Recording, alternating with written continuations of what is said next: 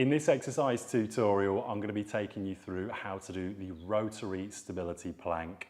Now, this is a fantastic plank progression and it works anti-rotational core strength. So what that means simply is when you do a normal plank, you've got 4 points of contact on the floor and you're in a static position.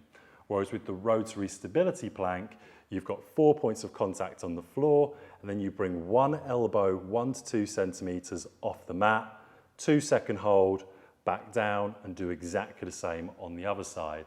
Now when you do that, because you're transitioning from 4 points of contact to 3, your hips are going to want to shift and move to be able to support you during the exercise, and that's perfectly normal. However, when you get better and you get more conditioned at the exercise, you'll find your hips are helping out less and less, and that means your anti-rotational core strength is developing over time.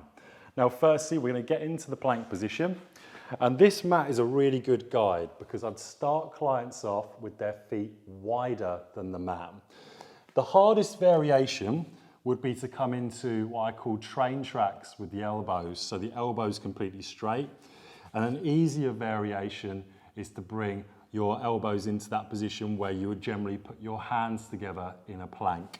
So if we start off with the easy version, you'll notice my feet are going to be wider here than the position of the mat. And what I'm going to do is I'm going to press my elbows into the floor, 1 to 2 seconds, 1 to 2 seconds.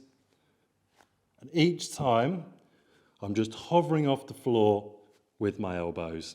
Try and stay on your tiptoes in the plank. Make sure that you're not all the way back and near to your heels. Once you're on the tiptoes, 1 to 2 second hold, 1 to 2 second hold. As you then progress the exercise, there's 2 things you can do. Again, we can change that hand position from here to here, and we can also bring the feet in as you get more conditioned. That's how to do the rotary stability plank and how to advance it over time.